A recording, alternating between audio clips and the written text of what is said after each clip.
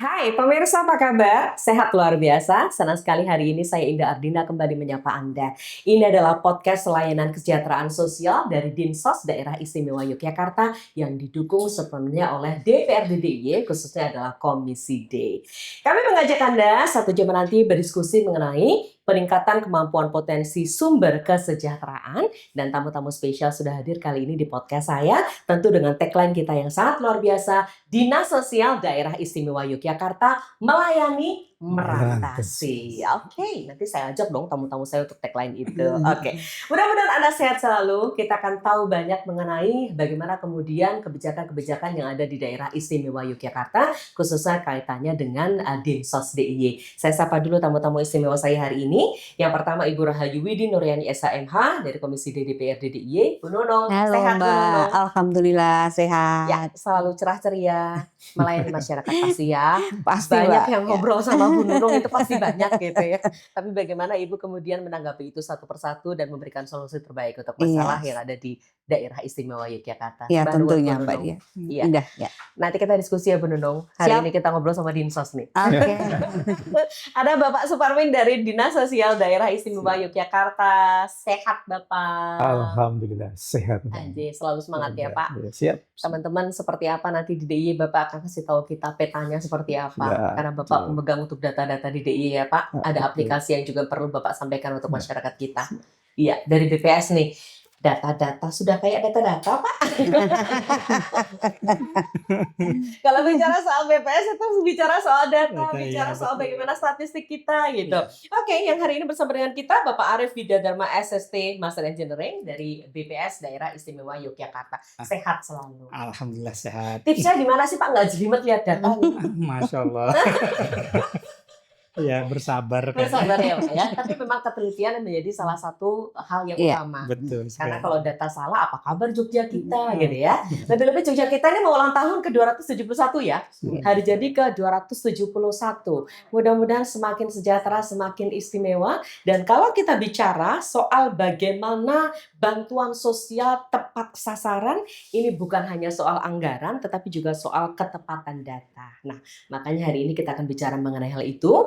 Pemerintah terus memperbarui data kesejahteraan masyarakat melalui data tunggal sosial dan ekonomi nasional atau yang kita sapa dengan DTSEN, kita sebut dengan DTSEN. Nah, Yogyakarta ini sangat istimewa, punya satu langkah inovasi, namanya adalah Manunggal Raharja. Nanti Bapak dari Dinsos saya akan kasih tahu ke kita Manunggal Raharja itu seperti apa, bagaimana itu digunakan, dan kenapa ada itu. Pasti ada sesuatu yang istimewa juga yang harus kita kabarkan. Tapi ketika kita tanggal 13 Maret 2026 yang akan datang, itu kita ada di 271 untuk daerah Istimewa Yogyakarta, perlu selalu kita syukuri, mudah-mudahan akan semakin istimewa. Begitu ya Bapak Ibu? Oke, boleh nggak kita semangat dulu? Dinas Sosial Daerah Istimewa Yogyakarta, Mbak Indah akan matur begitu, disambut dengan kata-kata yang untuk kita semuanya boleh? Oke, Ya, boleh. baiklah. Luar biasa sekali untuk kita melayani merantasi gitu ya. Sambil Oke, sambil gini ya. Oke. Pemirsa juga boleh ikutan kita. Oke. Dinas Sosial Daerah Istimewa Yogyakarta melayani merantasi. Baik. Kita semangat, tapi yang pasti kita tularkan untuk masyarakat. Kenapa kita semangat? Karena kita punya effort yang luar biasa untuk mensejahterakan masyarakat dengan bantuan sosial yang sudah didesain pemerintah untuk masyarakat daerah Istimewa Yogyakarta. Kita petanya nih, menurut Oke. ya, Pak Marmin ini gilirannya. Peta dulu ya Pak, sebelum Bapak nanti akan mengendikan soal aplikasi yang baru ini. Siap. Mbak Indah, terima kasih atas waktunya. Jadi terkait dengan layanan kesejahteraan sosial di daerah Istimewa Yogyakarta, Dinas Sosial itu punya dua tugas besar, Mbak Indah. Yang pertama adalah bagaimana menangani pemerlu pelayanan kesejahteraan sosial. Pemerlu ya Pak, Ya, istilahnya. Pemerlu pelayanan kesejahteraan sosial. Ya. Kalau dulu PMKS, Mbak. Jadi penyandang masalah. Jadi sekarang dihaluskan bahasanya. Oke, jadi pemerlu ya. pelayanan kesejahteraan sosial. Mereka yang memerlukan Ya, maksudnya. betul. Ya. Nah, untuk menangani itu, Dinas sendiri kan nggak akan mampu. Maka tugas yang pertama adalah bagaimana mengajak masyarakat itu tergabung dalam potensi sumber kesejahteraan sosial. Nah, ketika potensi sumber kesejahteraan sosial kita bangun bareng-bareng, sehingga nanti permasalahan yang di ujung wilayah DIY bisa terpantau dengan baik. Begitu. Jadi peta-petanya kita nggak mungkin kita nangani Dinsos sendiri ya Bu ya. Tentu Ini ada 438 desa. Ini kalau pegawai Dinsos provinsi cuma berapa orang? Oke. Kan jelas nggak mungkin. Boten kuwowo. Itu bahasa. Sehingga perlu ada tugas itu bagaimana Dinsos itu membangun, mengajak masyarakat untuk bareng-bareng menjadi potensi sumber kesejahteraan sosial. Di dalamnya ada Karang Taruna, ada pekerja sosial masyarakat, ada penyuluh sosial, ada kampung siaga bencana, ada taruna siaga bencana, dan yang lain-lainnya. Nah, itu nanti yang bareng-bareng dengan kita, Mbak Indah, supaya nanti kita bisa menangani. Nah, selanjutnya untuk pelayanan kesejahteraan sosial, ini kan tentu nggak bisa siapa minta kita kasih ya. Yang bisa kita kasih adalah bagaimana berdasarkan data. Nah, ini. Jadi nomor satu kita bekerja dasarnya adalah data dulu. Kalau datanya benar, datanya baik, pasti nanti akan tepat sasaran. Protes-protes di masyarakat nanti nggak akan ke tempatnya Bu Nunung. Waktu kalian dewan pakai Bu Nunung. Tapi kalau datanya salah, ini repot. Nanti pasti kayak kejadian zaman dulu tuh, sampai kantor kelurahan dibakar dan sebagainya. Sekarang di DIY, Dinsos itu punya inovasi, Mbak Indah, namanya Manunggal Raharja. Manunggal Raharja. Manunggal itu adalah? Jadi itu sebuah singkatan manajemen validasi unggul berbasis digital dengan rumah data sejahtera masyarakat Jogja. Keren sekali. Jadi dari data itu kita bisa memetakan, misalnya ini di kelurahan A itu yang sangat miskin siapa aja. Di situ nanti kita bisa lihat, Mbak, dengan melihat nick-nya, kita ketik nick-nya begitu, akan kelihatan status kemiskinannya di status yang mana. Jadi di Manunggal itu ada 5 status kemiskinan. Yang satu sangat miskin, lalu miskin, hampir miskin, rentan miskin, tidak miskin. Saya ulangi, Pak. Sangat miskin, miskin, hampir miskin, rentan miskin, tidak miskin. Itu sebelum DTSN ada. Sudah dirintis oleh Ibu Kadis waktu itu, Ibu Endang Padmintarsih, untuk bagaimana supaya pelayanan kesejahteraan itu tepat sasaran. Sebelum ada DTSN sudah ada. Jadi tahun berapa ada? 2022. Sudah mulai. Halo Bu Endang. Bu Kadis kalau pas lagi nonton itu luar biasa. Hari ini kan nggak rawuh gitu ya. Nah, sekarang Manunggal Raharja itu oleh Pemda DIY menjadi data rujukan utama penanganan kemiskinan. Kemarin Pak Wagub sudah menyampaikan ke OPD di Pemda DIY, kita sedang berproses ini Mbak Indah, bagaimana Manunggal Raharja ini menjadi panduan seluruh Pemda DIY termasuk di kabupaten nantinya untuk bisa menggunakan sumber data ini menjadi acuan dalam penanganan kemiskinan. Nah, tetapi saya Bapak yang menginput data dulu siapa? Jadi data kita sumbernya dari teman-teman kabupaten kota. Jadi konkret ya dari bawah ya. Bu, dari kelurahan dulu. Ini kan data Manunggal Raharja bukan data yang berdiri sendiri ya. Jadi dulunya dari DTKS. Data terpadu kesejahteraan sosial yang dulu sebagai basis data untuk pelayanan pemberian bantuan. Jadi isinya orang-orang miskin. Tapi sekarang di MR kita ini tidak hanya untuk datanya orang miskin. Kita mengarah pada full populasi. Jadi seluruh penduduk DIY yang punya NIK terkonfirmasi dengan Dukcapil nanti bisa dilihat di situ. Jadi sedaya wonten, semua ada. Tapi ini dalam proses ya. Dan kita integrasikan. Nah, kalau kemarin kita DTKS, sekarang karena DTSN, maka kita menggunakan data DTSN untuk nanti kita integrasikan di Manunggal Raharja. Sehingga seluruh data populasi penduduk DIY bisa masuk di Manunggal Raharja. Di situ kita bukan menjadi saingan DTSN, tapi melengkapi data yang ada di DTSN. Karena di DTSN itu yang bisa kita lihat penerima bantuannya hanya dari pusat, Mbak Indah. Nah, di Manunggal Raharja nanti kita bisa melihat misalkan saya nih dapat bantuan dari mana. Dengan mengetik nick-nya saya bisa lihat nih, dari pusat dapat PKH, program keluarga harapan. Dapat lagi bantuan pangan non tunai. Dapat lagi CPP cadangan pangan pemerintah misalnya. Dapat lagi BLTS Kesra. Dapat lagi ini yang dari pusat. Di kabupaten, di provinsi kita akan melakukan kegiatan juga, itu kita masukkan di situ, sehingga datanya akan lengkap. Ternyata mendapat jaminan sosial lanjut usia. Nanti di kabupaten dapat lagi kabupaten melakukan apa nih? Masuk dalam data kita, ketika dari kota dapat RST misalkan rumah apa namanya, yang RTLH, rumah tidak layak huni bantuan. Oh. Nanti dari kelurahan dapat apa lagi? Oh, ada dana desa yang bisa masuk dalam bantuan itu. Jadi Itu tercatat semuanya. ya, ini nanti ke Jadi depan nggak bisa seperti itu. selak ya, karena di situ sudah ada iya. ya. Dan makanya di situ Oh. kita melengkapi data DTSN. Oh. DTSN isinya belum bisa kita baca seperti itu. Tapi di Manunggaraja sudah lebih komplit. Sehingga kita di dashboard kita di awal nih Mbak Indah, kita bisa lihat nih. Yang wilayah 5 kabupaten kota itu yang penduduk sangat miskinnya di mana?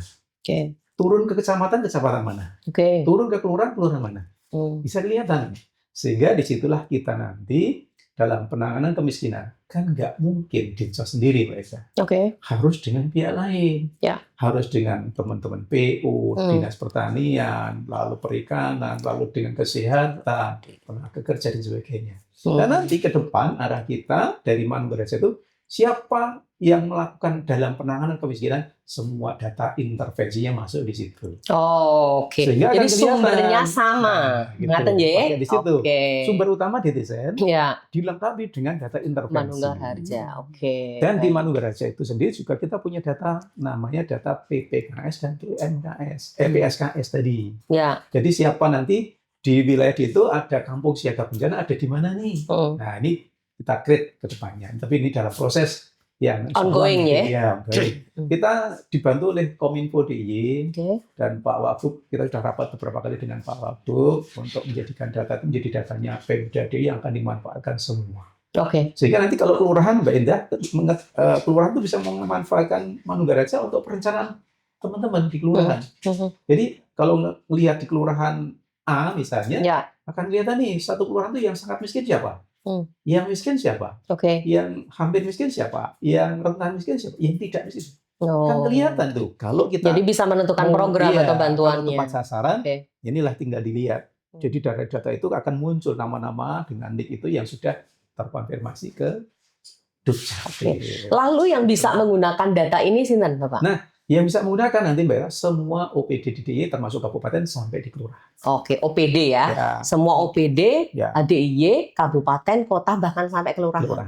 Oke. Ini ada admin tertentu gitu yang nanti bisa? kita berikan admin, karena ini masih dalam progres penanganan. Yang sudah kemarin memang masih Dinsos. Tapi sekarang karena sudah menjadi program Pemda, nanti OPD yang sesuai dengan kesepakatan dalam penanganan bisa kita berikan admin ataupun akun untuk bisa membuka. Oh, baiklah. Jadi mereka akan punya kewenangan ya dalam bentuk admin. Sesuai kewenangan, misalkan yang kelurahan tentunya bisa membuka satu kelurahan saja. Oh, nanti dia nggak berselancar kemana-mana ya? Kan repot nanti, karena terkait ini data pribadi yang harus dilindungi. Rahasia ya? Sehingga nanti dalam prosesnya pun juga harus ada, kalau mau akses itu harus ada perjanjian dan sebagainya. Karena kan yang namanya data pribadi nggak boleh kemana-mana. Oke. Ini penting juga loh diinformasikan ke masyarakat ya, supaya masyarakat tidak merasa worry. Loh kok berarti aku so dinjen sopo-sopo gitu. Pokoknya hanya untuk yang punya kepentingan dan punya kewenangan ya. Oh, iya. Ini secara garis besar, nanti Bapak detail lagi ya. Siap. Tapi ini Bu Dewan kan sudah mirengen ini. Sudah belanja info melengkapi. Ibu juga sudah perso sebetulnya. Cuma kan ini semakin lengkap ya, Bu. Karena ketika kita duduk bersama seperti ini, dari saya mungkin masyarakat gitu ya. Ibu kan juga pemangku kebijakan karena Ibu ada di Dewan. Artinya bisa saling melengkapi.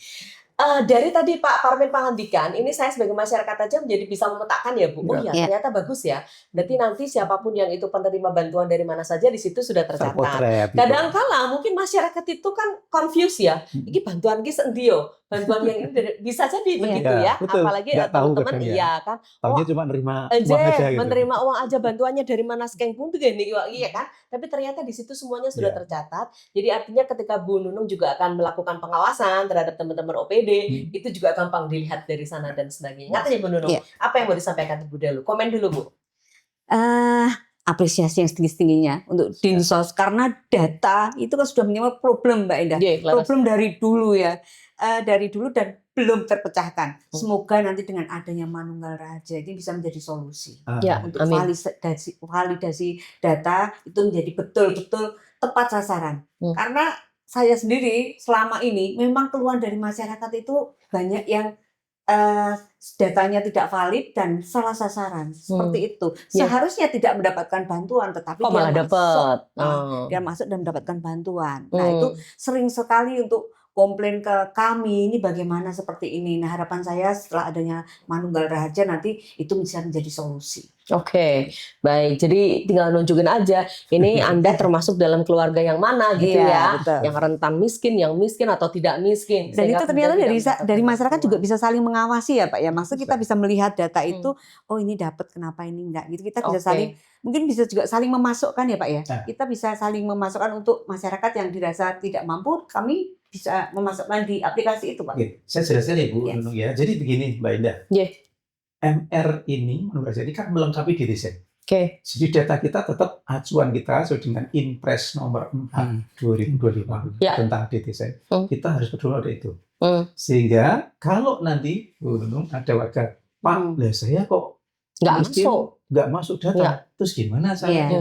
Atau Mbak Indah yang Ya. sudah makmur malah dapat bantuan nih. Ini ya mesti gitu ya. karena lemu kalau ini ya Pak ya, iya kan Pak.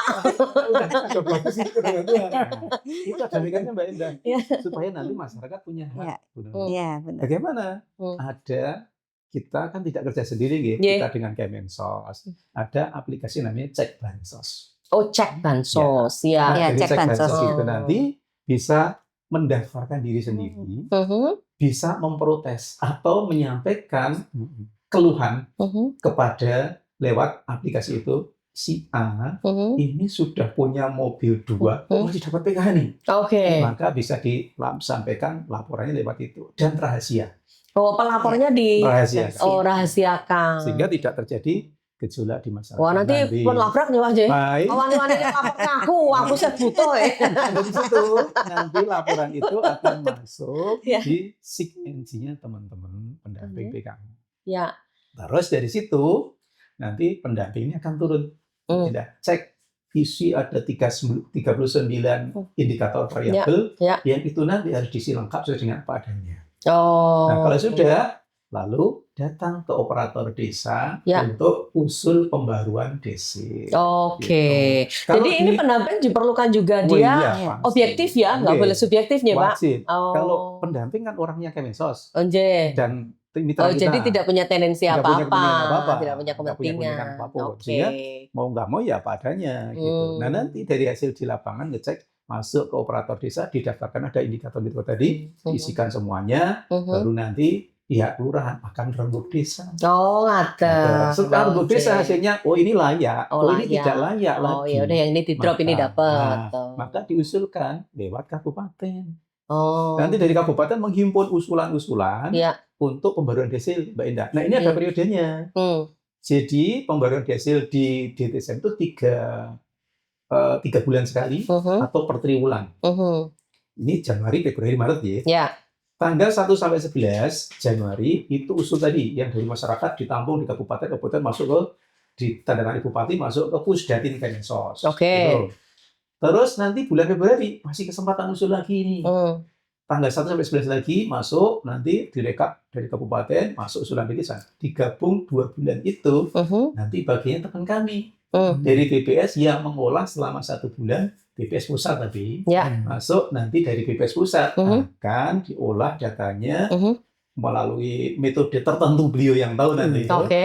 Nah, kalau istilah kami proximitas lah, tapi Ya. nanti beliau yang lebih paham.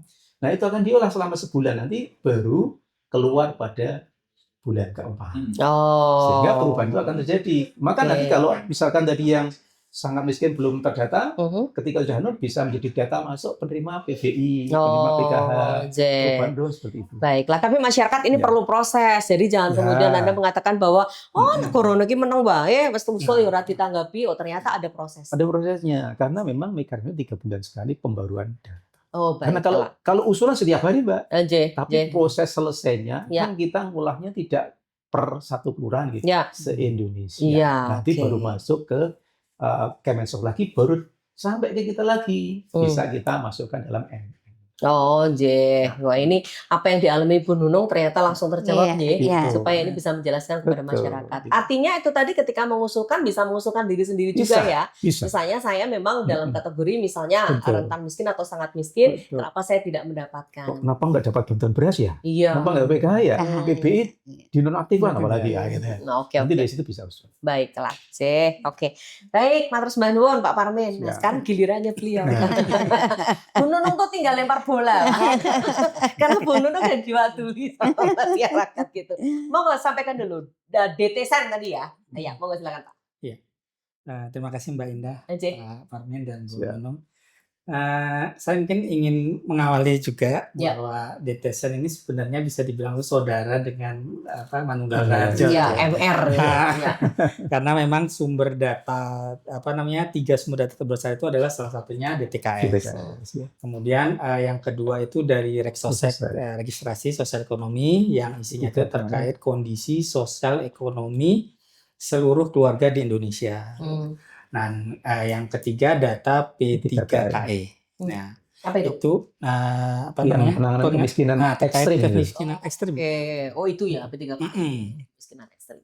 Nah, itu kita digabung di di kami olah itu ya. Memang dalam hal ini sebenarnya BPS itu perannya adalah pada aspek metodologi dan pengolahan datanya. Oke. Jadi BPS sendiri itu kan memang diminta berdasarkan Inpres tadi nomor 4 Pak G Ya, tahun 2025 kita diminta untuk mengolah data dari DTSan ini. Karena pemerintah itu merasa mungkin melihat ya bahwa kebijakan sosial untuk semakin kesini itu semakin kompleks ya. Sehingga memerlukan memerlukan data-data yang harus mutakhir dan lengkap gitu. Sehingga dikumpulkanlah data-data yang ada di masyarakat, di instansi dan lembaga, sehingga digabungkan menjadi data tunggal sosial ekonomi nasional. Oke. Nah, dan Yang BPS DTSan itu ya, yang DTSan. data tunggal Sosial sosial dan ekonomi ekonomi nasional. Ya. Nah, BPS di sini tugasnya adalah mengintegrasikan dan memeringkatkan kesejahteraan masyarakat yang menjadi 10 kelompok bagian. Nah, jadi 10 kelompok bagian dengan besaran yang sama seluruh Indonesia. Sehingga di situ yang namanya sering mungkin kita dengar dengan desil gitu. Desil. Jadi Ya. 1 sampai 10 ya. 10 betul. Oke. Dan di sini diharapkan dengan pemeringkatan ini nanti bisa menjadi satu referensi oleh semua kementerian, lembaga dan pemerintah daerah dalam Saya boleh nggak nanya, desil 1 sampai 10 tuh urutannya gimana tuh? Ibaratnya gini Mbak, kita kan menghitung dari ini Mbak ya, PMTIP ya, seperti tadi yang disampaikan oleh Pak Parmin, ada proximity test. Nah, dari situ kita bisa mendapatkan kesejahteraan dari paling rendah sampai paling tinggi. Rendah itu 1 ya? Ya, Satu, paling rendah itu jadi kan misalkan ada 1 sampai 100 orang, 100 keluarga, 100 orang. Nah, itu dibagi menjadi 10 bagian. 10%-nya itu desil 1, 10% yang lebih baik kondisi kesejahteraannya desil 2, 3, 4 sampai 10 yang kesejahteraannya paling tinggi. Ini apa? Pendapatan atau pengeluaran? Dari pengeluaran, kemudian ada indikator perumahan, dari kepemilikan aset dan sebagainya. Komplit. Jadi komplit, jadi lengkap. Kehidupan itu berarti. Betul. Kalau masyarakat lihatnya ya, Pak. Seperti itu. Jadi memang diharapkan dengan hal tersebut ya, jadi pemerintah bisa mendapatkan data yang komplit dan bisa digunakan oleh berbagai pihak. Baik ya. Itu ya. Jadi ada 10 itu tadi. Ya, kemudian dari desil dan sebagainya. Yang dapat bantuan ini desil 1 sampai berapa, Pak? Ya, jadi ada perubahan Mbak Indah. Ya. Kalau sebelumnya itu berdasarkan Kepmensos nomor 79 dari HUK 2025, itu yang dapat PKH itu desil 1 sampai 4. Oke. Lalu yang dapat BPNT, bantuan pangan non tunai, desil 1 sampai 5. Oke. PBIJKN itu 1 sampai 5. Oke. Terus program asistensi sosial itu 1 sampai 5. Tapi per 1 Februari kemarin yang Kepmensos 22 HUK 2026 Mhm. itu ada perubahan. Untuk PK tetap 1 sampai 4, BPNT sama 1 sampai 4. Kalau sebelumnya 1 sampai 5. PBI 1 sampai 5, yang lainnya sama tuh. Jadi seperti itu. Oke. Hanya memang gini, Nur Sewu, ini kan DTSN itu baru efektif pertengahan 2025. Datanya itu kan gabungan dari Pak Arief Menteri ada memang 3 ya, data DTKS sendiri punya Kemensos, lalu P3KS sama Teknoset. Itu kan digabung. Yang indikatornya menjadi kalau sekarang jadi 39 indikator. Daripada beda-beda nih, maka kan perlu penyesuaian ya tadi. Sehingga kita menyadari bahwa DTSN pun masih perlu penyempurnaan, masih perlu di-cross-check lagi. Sehingga disinilah peran-peran untuk tadi Manunggal melengkapi. Kalau misalnya ya tadi namanya ngolah data sekian jadi gabung satu indikator beda-beda, tentu ada salah-salah sedikit atau data yang kemarin miskin sekarang sudah tidak miskin karena ada perubahan. Kan bisa jadi ya begitu ya. Alhamdulillah loh, miskin jadi nggak miskin. Nah betul. Atau sebaliknya. Atau jadi nggak dapat bantuan. Dari mampu jadi tidak mampu. Oh bisa juga ya, karena kepala perubahannya. keluarganya meninggal. Ya. Terus ibunya nah, itu kan bisa jadi. Sehingga memang sekarang proses terus ground check ini. Dan ini dalam waktu dekat kita BPS DJ akan melakukan ground check sama dengan teman-teman pendamping PK kami. Ada 83.000 sekian yang mau dicek lagi di lapangan. Untuk memastikan tadi, insya Allah bulan April ya Pak Arief ya. Bulan April itu kemarin saya koordinasi dengan teman-teman BPS bulan April. Yang dalam waktu dekat ini yang di ground check ada 2.860 itu yang kemarin PVIJKN-nya nonaktif karena terindikasi di des 6 sampai 10 perlu dicek kembali. Ini masih butuh apa enggak?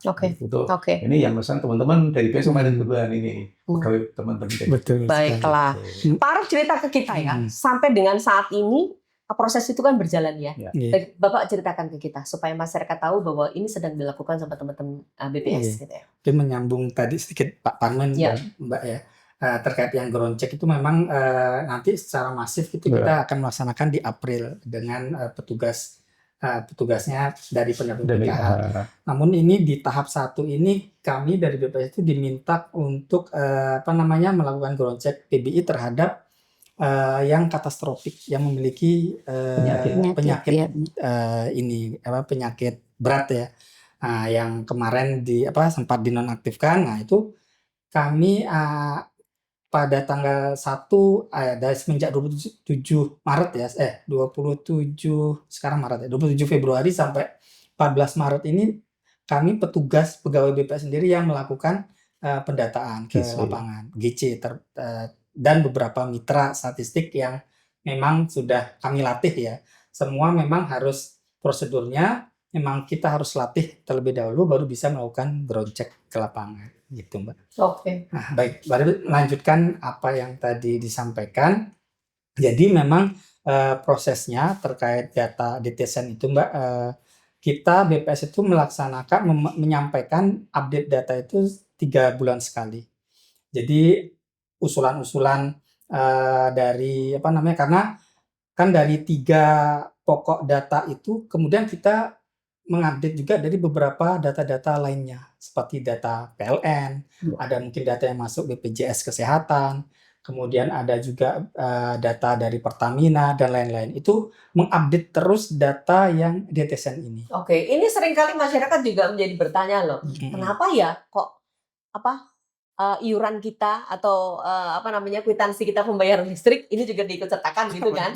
Oh ternyata ini ada kaitannya ya. Nanti mengaku miskin listriknya 1,5 juta. Iya, ternyata gitu ya. Jelasin Mas. Memang secara bertahap itu diupdate terus untuk DTSN ini sehingga namun kami punya batas waktu setiap 3 bulan sekali kami harus merilis atau menyampaikan data hasil pemeringkatan itu sama pemeringkatan ulang lagi seluruh Indonesia itu ke Kemensos sehingga nanti dari Kemensos bisa menggunakannya untuk program-program perlindungan sosial selanjutnya seperti itu. Ya, baik. Ya, inilah yang terjadi ya ketika kita bicara Iya. soal data. Masalahnya memang sangat krusial ya, terutama untuk masyarakat Kota Yogyakarta karena kita sedang bicara soal peningkatan kemampuan potensi sumber kesejahteraan. Bagaimana kemudian adanya aplikasi Manunggal Raharja ini sangat bermanfaat bagi masyarakat di daerah istimewa Yogyakarta. Lebih-lebih kita hendak berusia 271 gitu. Jadi ongoing yang bagus tapi ya, nanti Bapak juga akan cerita sampai besok pada saatnya Maret itu sudah seperti apa dan lain-lain. Nah, BPS tadi sudah pengantikan juga ya mengenai bagaimana data-data itu kemudian dikumpulkan menjadi satu, kemudian ada 3 bulan sekali tadi ya untuk progres dan sebagainya. Masih akan ada pelatihan bagi teman-teman yang ada di lapangan supaya apa? Supaya ini meminimalkan ya kegaduhan yang terjadi pada masyarakat gitu ya. Iya. Karena masyarakat kadang-kala gaduh itu karena ada perubahan-perubahan dalam dirinya yang kemudian sebetulnya kalau sesuatu yang harus disyukuri, Anda dulu miskin jadi nggak miskin itu harus disyukuri gitu.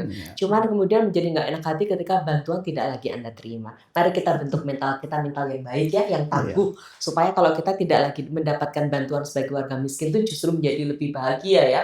Nggak miskin lagi loh gitu. Tapi kalau Anda harus menerima, mari kita usahakan bersama supaya Anda bisa menerima dari negara. Kita tanya ke anggota dewan kita dulu. Ada kebijakan-kebijakan yang kemudian dijalankan sama pemerintah daerah istimewa Yogyakarta nih, Gunung support sebagai dewan seperti apa? Oke, terima kasih Mbak Indah. Di luar biasa tadi masukan-masukan dari Bapak Berdua ini tadi luar biasa sekali ya. Otomatis dari kami, itu dari ketugasan kami, fungsi kami itu di fungsi legislasi, fungsi anggaran juga fungsi pengawasan. Seperti itu. Dengan tadi adanya Manunggal Raharja maupun dari BPS yang datanya seperti itu. Kami sangat DTSen, tapi kami sangat mendukung secara positif, mendorong untuk itu sehingga solusi validasi data yang kemarin banyak tidak valid itu bisa teratasi. Sehingga kami mendorong itu termasuk anggaran yang kami anggarkan ya. Karena kami juga fungsi anggaran bersama eksekutif itu bisa tepat sasaran. Tidak hanya tidak hanya selesai di kinerja saja tetapi harus tepat sasaran. Itu yang kami dorong Pak untuk seperti itu. Karena memang keluhan-keluhan masyarakat di bawah itu luar biasa sekali Mbak Indah. Luar biasa lagi otomatis ke kami. Karena kami adalah yang turun langsung ke masyarakat. Sehingga banyak sekali data dan mungkin juga aturan-aturan yang kami buat jangan sampai nanti itu tidak terlaksana untuk di lapangan gitu. Jadi kami benar-benar mendukung, benar-benar mendorong, termasuk tadi Bapak sampaikan, yuk ada kolaborasi, tidak hanya pemerintah daerah saja, tidak hanya Dinsos saja, tetapi juga melalui masyarakat, melalui kami, kelurahan itu juga harus kita jalani. Termasuk sekarang validasi dari luar biasa, kita mendorong validasi itu langsung dari tingkat kelurahan, kabupaten, kota, dan di provinsi. Jadi kita semua bisa tahu dari tingkat kelurahan, kabupaten, kota maupun di provinsi. Seperti itu dukungan kita, tetap kita mendukung secara positif untuk di Manunggal Raharja maupun validasi data yang lebih bagus. Dan harapan saya nanti SDM untuk yang bagian data itu bisa menjadi lebih ada pelatihannya ya Pak ya. Lebih qualified ya. Lebih tahu, lebih bagus karena itu bukan gampang ya Pak ya. Harus dan ini menyangkut hajat hidup orang banyak ya, seperti betul. itu. Jadi memang harus betul-betul nanti punya SDM yang memang bisa operasi tentang itu. Oke. Ini meminimalkan friksi juga sebetulnya ya, karena keterlibatan OPD kan lintas OPD bisa gitu ya. Termasuk sehingga OPD salah-salahan ya Pak. Lah itu datanya Dinsos Pak, lah itu datanya BPS gitu ya. Karena kan semuanya nanti terintegrasi gitu. Termasuk kita mendukung OPD nanti tetap menggunakan Manunggal Raharja itu sebagai acuan untuk tingkat kemiskinan yang ada di masyarakat. Sehingga bantuan akan tetap tepat sasaran. Oke. Jadi nggak satu dinas dengan dinas yang lain acuannya menjadi berbeda. Tapi karena ada Manunggal Raharja ini justru yang menyatukan ya, menjadi sumber data gitu. Dan sampai karena penjenengan MR ini juga kemudian terintegrasi dengan DTSen ya. Baiklah. Tadi Mas ada permintaan dari Ibu qualified nih SDM-nya besok yang untuk mendata dan lain-lain. Kontak ambil Umi. Salah satu peran BPS memang selain metode statistik yang memastikan metode statistik itu berjalan dengan benar, kemudian kualitas data juga dijaga, juga kita memastikan proses pengolahannya itu berjalan dengan benar ya, dengan metode-metode yang benar, sehingga diharapkan itu hasilnya itu bisa objektif, terukur dan bisa bertanggung jawab secara ilmiah seperti itu. Dan di sini kami memang dalam proses detesan ini, kami memang untuk menjamin kualitas data itu kami harus melakukan pelatihan ya terhadap petugas-petugas lapangan, terutama untuk yang saat ini atau yang ke depan ini, yaitu ground check terkait PBI itu ya, itu adalah pendamping PKH Ya. yang kita latih secara keseluruhan. Mungkin bisa jadi juga ada tim dari di Kementerian Sosial juga yang ikut menjadi petugas itu, karena memang yang di data yang diupdate juga cukup banyak ya, tidak sedikit itu, sehingga dengan waktu yang terbatas diharapkan dengan hal tersebut itu bisa waktunya tercukupi juga. Namun kalau kita melihat itu ya, dengan kondisi sekarang, memang pembaharuan data itu seyogianya atau sudah menjadi salah satu yang sangat penting itu jika memang dimulai dari ini ya, melihat peran aktif dari masyarakat memang. Ada pemutakhiran data mandiri. Ya, seperti yang disampaikan Pak Pamlin tadi, memang ada beberapa metode Pak ya, dari pemutahiran data mandiri lewat cek bansos, kemudian bisa melalui desa tadi, operator desa. Dan nanti kan semua data itu masuk ke kami, ke BPS, kemudian BPS melakukan pemeringkatan tadi, desil tadi. Nah, yang sering menjadi salah paham mungkin di masyarakat itu adalah kenapa melihat saya kok desil saya di atas, misalnya desil saya 5, sementara tetangga yang ini kok lebih mampu ya Pak ya. Itu yang menjadi problem Pak. Banyak sekali seperti itu ya. Yang punya motor kok malah. Yang punya motor kok malah. Kalau desilnya lebih bawah dari saya gitu ya. Mungkin perlu kami jelaskan itu ya Mbak ya, terkait desil itu. Desil itu memang yang pertama kita based on data ya, tidak melihat kesan mata. Ini sudah punya, ini seharusnya mampu nih gitu. Jadi tidak berdasarkan asumsi, tetapi dari data-data yang memang tercatat dari pendataan di lapangan.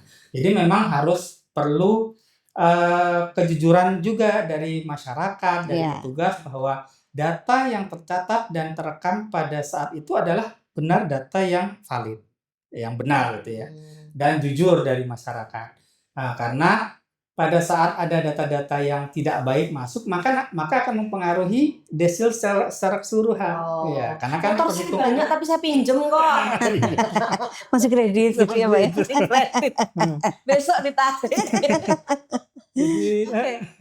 Jadi memang tidak melihat dari satu aspek saja, dari berbagai macam indikator itu dihitung, sehingga ada semacam rumusnya itu. Jadi ibaratnya BPS itu koki, sudah ada resepnya, tinggal dimasukkan datanya, maka masyarakat ini masuk ke desil berapa, seperti itu. Jadi kan harus mengolahnya secara keseluruhan. Bagian surveinya atau surveyornya ini juga benar-benar harus jeli ya. Betul, memang surveyornya juga, masyarakatnya juga. Tuan rumah tuh bete loh kalau disurvei gitu ya Pak ya. Iya. Nggak mau. Sekarang malah nggak mau, banyak yang nggak mau karena takut nanti bantuannya hilang. Ketahuan ya. Nah, tapi kan memang itu akan berpengaruh ke masyarakat secara keseluruhan ya. Sebaiknya memang masyarakat itu memang jujur menyampaikan apa adanya. Oke. Kemudian yang terkait desil Bu, yang kedua Mbak, yang kedua itu juga desil ini punya rekam waktu. Jadi bisa jadi pada saat perekaman data itu kondisinya mampu. Kemudian setelah perekaman data ternyata ada kondisi tertentu yang membuat kondisi ekonominya berubah. Itu yang mungkin perlu dipahami, bahwa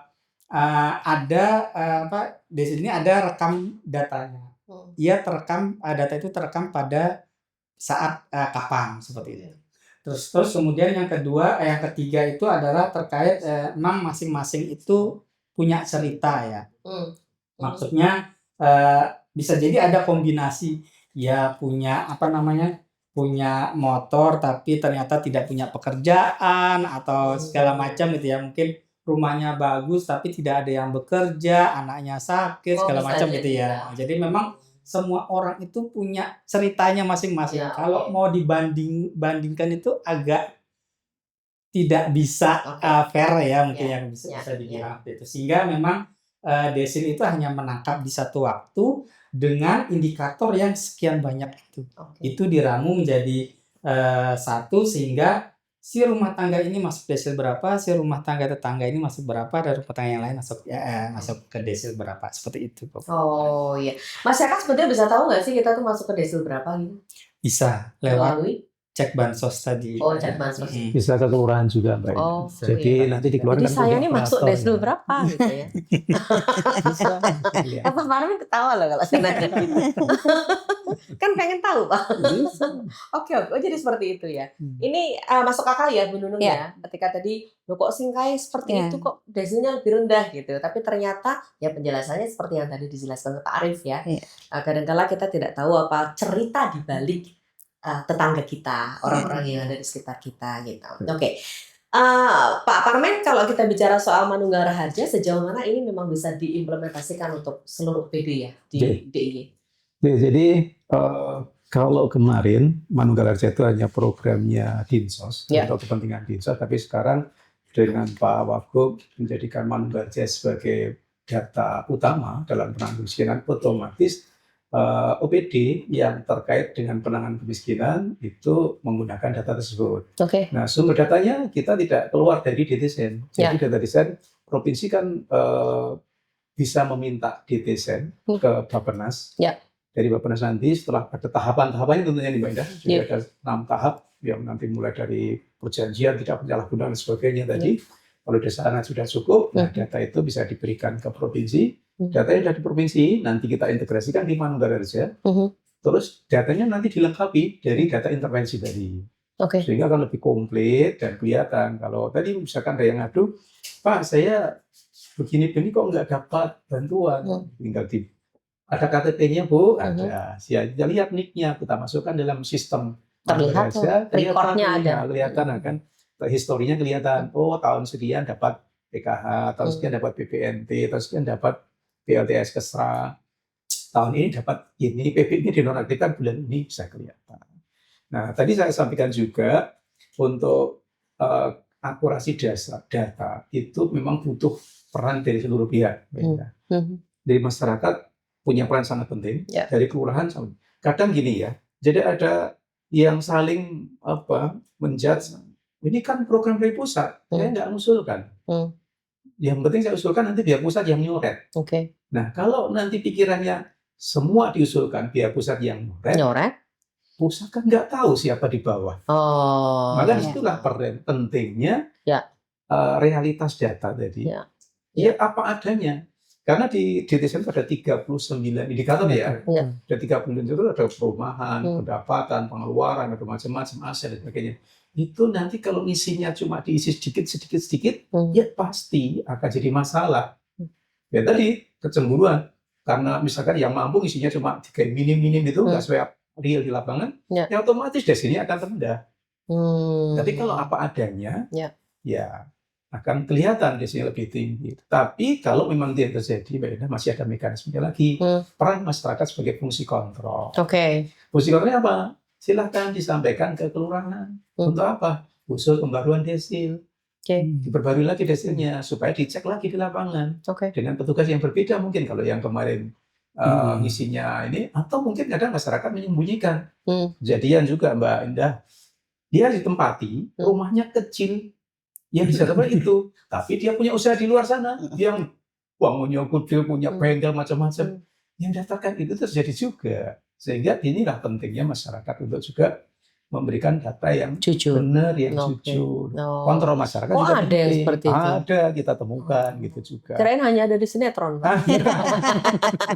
Benar ini. Enggak tahunya ada dalam dunia nyata gitu. Iya. Betul. Jadi sinetron itu dari dunia nyata. Ternyata seperti itu. Ini Bu Nunung sebetulnya rapat koordinasi loh ini. Catat banyak yang bisa besok untuk kebijakan berikutnya. Makanya nanti gunanya podcast ya Bu. Iya betul. Makanya pentingnya itu lah. Masyarakat juga harus benar-benar tim surveyor datanya juga harus benar. Ya jujur lah. Kalau jujur nanti kan ya sebenarnya malu ya Mbak. Kalau kita sudah mampu kok nerima itu harusnya malu. Oke. Ya, sehingga ya jangan sampai seperti itulah, biar kita tepat sasaran tuh berawal dari data yang benar. Data yang benar dari bawah, pusat itu nggak tahu. Iya. Karena sumber data dari bawah. Jadi kalau pusat mau mencoret itu ya berdasarkan usulannya dari bawah. Kita harus benar dulu. Oke, setiap penduduk atau setiap warga itu disurvei atau enggak untuk menentukan desil ini? Atau hanya siapa yang disurvei? Seluruhnya, Seluruh seluruh keluarga di Indonesia itu disurvei. Oh, oke. Nah, kalau ada yang kelewat, Ya. ini kita yakin ya, tidak semua penduduk itu kan bisa terpantau. Ya. Apalagi untuk di Dinsos itu kan ada pengurus pelayanan kesehatan sosial. Jadi misalkan ada orang yang miskin, gelandangan, pengemis, pemulung, orang dengan gangguan jiwa dan sebagainya. Ya. Nah itu harus masuk juga. Nanti peran-peran kita di situ dengan teman-teman PSKS tadi, potensi sumber kesehatan sosial tadi untuk bagaimana ini bisa terpotret di dalam data di desain. Oh, oke. Karena kalau nggak masuk di desain nggak akan pernah dapat bantuan apapun. Ya, jadi semakin terlantar lah dia. Betul. Maka disitulah peran masyarakat untuk aku kok datang ke kelurahan nih, Ya. saya belum ada masuk dalam desain, laporkan untuk bisa di ground check masuk usulan baru. Oke. Gitu. Sehingga dengan begitu kita akan lebih bisa memberikan akses pada masyarakat ketika dia sudah masuk di desain. Karena kalau nggak masuk kita memberikan bantuan, nanti kita jadi temuan. Nanti jadi temuan BPK, temuan inspektorat. Iya. Sumbernya datanya dari mana? Ya. Gitu. Oke, baiklah. J. Bu Nunung, ketika penjenengan berkoordinasi dengan teman-teman eksekutif, apa yang biasanya diakalkan teman-teman Bu kaitannya dengan bantuan sosial dan sebagainya seperti ini, kecuali dari masyarakat yang sudah lapor ke Ibu? Pasti permasalahan-permasalahan yang kami dapat ketika turun pasti akan kami koordinasikan dengan dinas terkait. Khususnya juga Dinsos, Mbak. Ya. Karena juga berkaitan dengan bantuan. Ya. Karena termasuk PBI yang kemarin banyak yang tidak non-aktif itu, masyarakat itu biasanya langsung WA ke kami ataupun telepon ataupun datang ke rumah untuk menanyakan kenapa kok BPJS saya sudah tidak bisa digunakan, kok non-aktif. Itu pasti kami koordinasikan dengan teman-teman di OPD. Itu seperti itu. Jadi soal pengawasan, soal transparansi menjadi sesuatu yang utama ya, yang dilakukan Bu Nunung dan kawan-kawan ya, supaya bisa menjawab pertanyaan-pertanyaan masyarakat. Karena kebijakannya kan ada di sana ya Bu. Iya, betul. Bagaimana Ibu berkoordinasi itu. Oke, baik. Termasuk tadi sedikit lagi Mbak. Karena tadi ada PBI yang dinonaktifkan tadi ya. Itu karena di desain itu kan proses terus ya. Jadi ada pembaruan terus. Dan tadi kan per 10-an% hasilnya. Sehingga ketika nanti ada pembaruan datanya, jadi nanti ada yang naik, ada yang turun. Nah ketika naik, otomatis ada pembatasan tadi, kayak Dinsos tentang siapa yang berhak dapat bantuan. Desil 1 sampai 5 untuk PBI. Nah ketika hasil ground check ternyata menunjukkan, oh sudah desil 6, otomatis harus keluar. Tapi pemerintah tidak seperti itu. Kejam tidak. Artinya meskipun dia sakit atau apa butuh pelayanan, masih bisa direaktivasi lagi melalui daerah maupun melalui pusat. Dan provinsi juga ada, kita punya jam kesos juga. Nanti kalau di kabupaten sudah penuh, misalkan butuh banget hari ini harus operasi atau apa yang direaktivasi tadi, bisa dengan jam kesedianya kabupaten kota. Kalau nggak bisa terpenuhi, ya bisa ke teman-teman provinsi, sehingga tetap pelayanan itu tetap. Jadi ada solusi ya Pak, ada kanal-kanal lain yang kemudian bisa memungkinkan membantu penjenengan. Tapi menurut saya Dinsos tidak mau putus dulu karena bukan Dinsos ya? Iya, bukan Dinsos. Jangan salah nggih. Karena kemarin kami dapat macam-macam telepon semua menjelekkan Dinsos, padahal di situ nggak tahu apa-apa. Yang punya data sabar ya Pak. Betul. Jadi Dinsos itu cuma melaksanakan data kan yang ngolah teman-teman BPS. Nanti yang datanya dari bawah. Ketika desainnya nggak sesuai lagi, otomatis kan harus memberikan hak itu kepada yang lebih perlu, memperbutuhkan gitu. Seperti itu. Sehingga ya kami kemarin dihujat Bu, ketika PBI sekian itu. Dinsos nih gara-garanya nih. Gimana kerjanya? Iya, ketawa Pak Arif loh Pak. Nah, ini menjadi poin utama Pak. Bagaimana Pak? Dapat pekerjaan, disuruh gonceng. Padahal Dinsos nggak tahu apa-apa, tapi kami yang dihujat. Mereka nggak menghujat BPS. Nggak apa-apa, yang penting kita tetap berbuat sabar baik ya Pak. Iya, gitu kan. Baiklah ya. Tapi melalui seperti ini setidaknya klarifikasi ya Pak. Kemarin yang terjadi itu seperti itu gitu kan. Dan kemudian sudah ada beberapa kanal juga yang bisa kemudian Anda hubungi gitu kan. Nah, nanti yang seperti apa itu yang akan terjadi. Tapi karena ini soal pemutakhiran, soal bagaimana perubahan data itu, Kita proses ya juga. mohon ya dipahami terlebih dahulu. Ini tidak juga kemudian menyerang panjenengan yang tiba-tiba menjadi ya kalau orang itu biasanya bisa menggunakan tiba-tiba enggak itu memang shock ya Bu Nunung. Nah, Iya. Pasti lapor ke Bu Nunung ini. Dia pun Bu Nunung ini kok mboten aktif. Ya, Ya kan Bu ya Nunung? pasti. Waktu itu sih sedang duduk bersama dengan beberapa anggota dewan, semua HP-nya bunyi ya, karena laporan masyarakat gitu. betul. Oke, kalau kita bicara soal sasaran utama dalam pemberian bantuan ini melalui pemadanan dengan manunggal harja agar bantuan lebih tepat sasaran, terus Ya. menjawabnya Pak Parmi. Oke, jadi gini, tadi ketika seseorang mau kita beri bantuan, kita cek dulu di DTSN DC-nya berapa. Oke, Lalu kita cek juga di manunggal harja. ini prosesnya statusnya begitu mana. ya? Ya. Oke, Sehingga terus? kita cross check dua data itu dan Mhm. dia sudah dapat apa. Ya, Jangan sampai numpuk-numpuk nih Mbak Indah. oke, Karena seringkali dia dapat PKH, ya, dapat bantuan pangan non tunai, mhm. dapat CPP.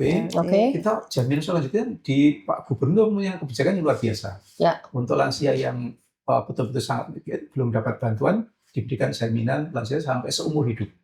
oh, Seumur hidup. oke, Ya. Sehingga ini ketika kita memberikan, kita cek dulu nih udah dapat apa dari pusat. Hmm. Lewat DTSN. oke, Di provinsi ada operatornya yang bisa ngecek si NIK sekian ini dapat BPNT enggak? Kalau udah nanti dulu yang lain. Kita cek lagi di Manunggal Raja. Ini desainnya berapa? Jangan-jangan di di DTSN desainnya tinggi, di kita rendah. rendah. Nanti kalau Apa yang terjadi kalau kayak gitu, Pak? kalau udah kita turun tim lapangan. Oh, Nah, kita punya verifikasi pendamping, gitu. ya, pendamping JSLU, kita cek lapangan. Ini ada fotonya dan sebagainya. Lalu kalau memang kondisinya memang betul-betul real, pembaruan lagi ke kelurahan. Ini tetap kita akses. Kita berikan rekomendasi dari kabupaten bahwa yang bersangkutan betul-betul miskin berhak dapat layanan itu. Oh. Jadi ada solusinya. Tapi sambil proses itu, Ya. hasilnya harus diperbarui lewat kelurahan. Gitu, Dinda. Jadi kelurahan terlibat dalam hal ini ya? Penting justru utama. Oh, iya. Gitu. Jangan sampai tadi ketika proses verifikasi itu berlangsung, ini kan krusial ya, berarti itu kan Betul. penting sekali ya untuk melihat sejauh mana sebetulnya ini desilnya ada di Ya, mana dan sebagainya. Jadi nggak boleh kemudian dikira-kira gitu ya, Pak. Nggak bisa, nanti kira-kira nanti like and dislike loh. Ini karena Iya. saudaranya Pak Arif Iya. dikasih, saudaranya Bu Nunung dikasih, saudara saya dikasih, ya kan bahaya. Iya. Tetap basisnya data. Boten parang mekaten. Iya kan? Oh, jadi seperti itu, Pak. Betul. Oh, Oke, baiklah. Dari yang namanya program bantuan sosial kita menjadi tahu ya Bu Nunung bahwa ternyata keribetan itu memang harus dilakukan supaya bisa menjamin apa yang Sesuai memang tepat sasaran. iya tepat sasaran. Siapa yang berhak mendapatkan ya itu akan mendapatkan. Yang memang tidak berhak mendapatkan ya nyun sewu memang tidak kemudian mendapatkan bantuan dari pemerintah. Tapi tadi kan bantuannya banyak ya Pak. Bisa jadi yang ini dapat sekian, yang ini dapat sekian. Ada 2 bantuan, yang sini 3 bantuan. Memungkinkan ya Pak ya? Bisa saja kalau sifatnya itu melengkapi. Oh, Oke, baik. Karena bisa misalnya pun yang miskin, Mbak. Kayak kita sekarang ada program, Kemensos itu punya program sekolah rakyat. Iya. Misalnya. Sekolah rakyat itu program terpadu untuk penanganan kemiskinan. Jadi anaknya disekolahkan, dan kalau memang betul-betul masih miskin itu ada mulai di SD, SMP, SMA. Nanti orang tuanya juga diberdayakan.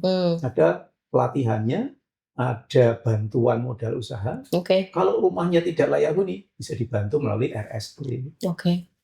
Justru komplit ya, nggak cuma anaknya supaya sekolah. ini bisa naik kelas ekonominya, anaknya bisa kuliah melalui nanti program-program pemerintah yang lain. Ada kerjasama juga Kemensos itu di DIY kemarin pas sudah graduasi PKH ada 1.000 penerima bantuan PKH itu Mbak yang diwisuda di UGM di Gerasa Permana. Pak Menteri yang itu sudah Pak Menteri yang sekolah rakyat kerjasama dengan 16 perguruan tinggi di DIY.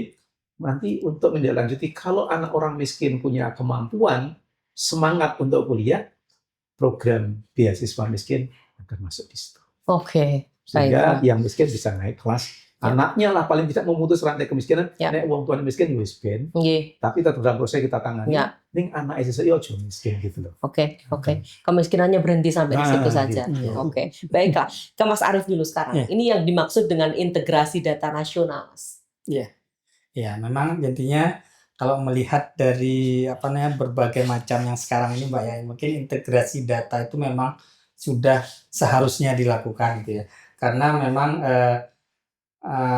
berbagai instansi kementerian itu punya data, punya ini. Nah, itu memang harus interkoneksikan, harus dikoneksikan itu supaya semua bisa bisa semacam pinjam pakai data atau lihat data, saling memanfaatkan seperti itu.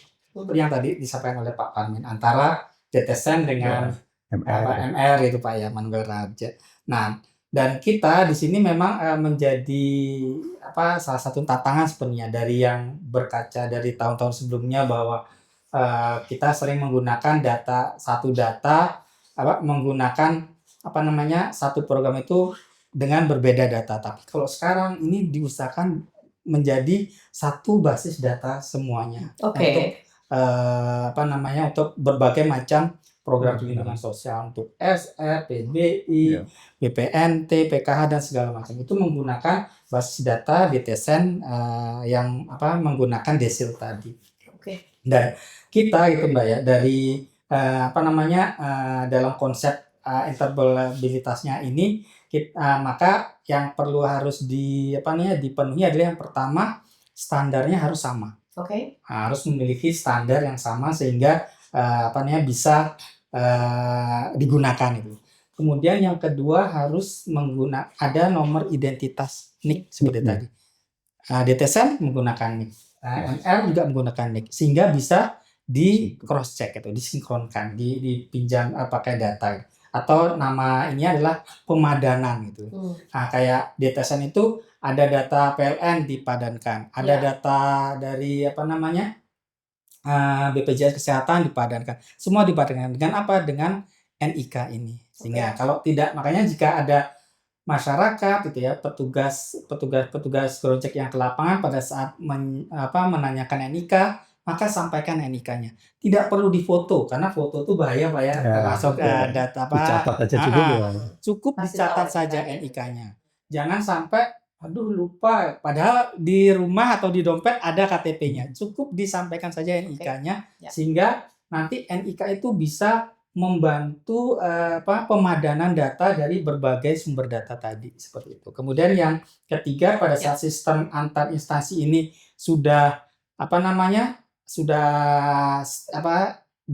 sudah mapan itu bisa sambil bertukar data secara aman dan terkontrol dengan interoperabilitas ini gitu. Sehingga diharapkan dengan pendekatan ini kebijakan pemerintah menjadi lebih sinkron, lebih efisien gitu ya. Tidak sedikit-sedikit kok berbeda ini padahal kan yang perlu dibangun kan sebenarnya masyarakat dari desil 1 sampai desil 4 ini. Jadi memang diperlukan peran dari masyarakat dan kontrol juga dari masyarakat terkait data DTSN yang kita gunakan bersama ini. Oke, baiklah. Masyarakat ini perlu bekerja sama dengan pemerintah ya dalam memberikan informasi sebetulnya siapa sih diri kita gitu kan.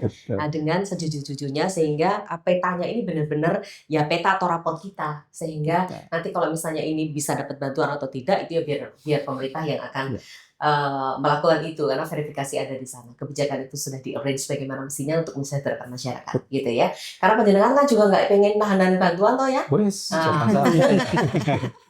Tidak ditanyakan gitu. Menurut apresiasi untuk teman-teman? Apresiasi sekali. Harapan saya dengan aplikasi ini bisa menurunkan tingkat kemiskinan yang ada di daerah istimewa Yogyakarta. Amin. Matur nuwun. Boleh tepuk tangan nggak untuk kita semua? Bapak Ibu matur nuwun rawuhipun. 1 jam memang rasanya menjadi sangat singkat untuk membahas hal yang sangat penting seperti ini. Tapi setidaknya ini memberikan insight baru ya untuk mereka yang sebetulnya belum tahu mengenai DTSN, belum tahu mengenai aplikasi itu Manuel Raharja. Tapi bagaimana pemerintah daerah istimewa Yogyakarta hadir untuk menggenapi kebahagiaan masyarakat melalui program-program yang kemudian sudah didesain, terutama untuk dinas sosial. Pak Arief, makasih ya. Terima kasih. Selalu ada bersama dengan masyarakat Yogyakarta untuk bisa memperjuangkan apa saja yang menjadi kebutuhan mereka, aspirasi mereka juga dijamin untuk bisa sampai ke Dewan kita. Siap. Pak Parmin, semangat Siap. untuk kita Semangat. bersama. Ya. Jangan lupa nanti melayani Meratasi ya. Baiklah pemirsa, mudah-mudahan ini bermanfaat bagi Anda. Kita bicara tadi mengenai akurasi data. Akurasi data ternyata menjadi kunci agar bantuan sosial benar-benar sampai kepada mereka yang berhak. Dan melalui pembaruan data nasional dalam DTSEN yang didukung inovasi daerah seperti aplikasi Manunggal Raharja di daerah istimewa Yogyakarta, ini masyarakat bisa berpartisipasi langsung bagaimana kemudian data ini benar-benar data yang akurat ya yang disampaikan kepada pemerintah kita. Harapannya semakin data itu akurat, semakin Anda juga bisa mendapatkan haknya untuk Anda yang berhak, dan ketika Anda tidak berhak lagi, Anda juga bisa legowo untuk menerima kenyataan yang ada, justru bersyukur Anda tidak lagi menjadi teman-teman kita yang miskin. Terima kasih. Lagi-lagi ini dalam rangka besok kita akan hari jadi 271 Maret ya Pak Yap. yang akan datang. Mudah-mudahan kita akan semakin istimewa berdoa dan berusaha untuk Yogyakarta tercinta. Terima kasih DPRD DIY yang sudah mendukung acara ini. Dinas Sosial Daerah Istimewa Yogyakarta melayani Merantasi. Sampai jumpa.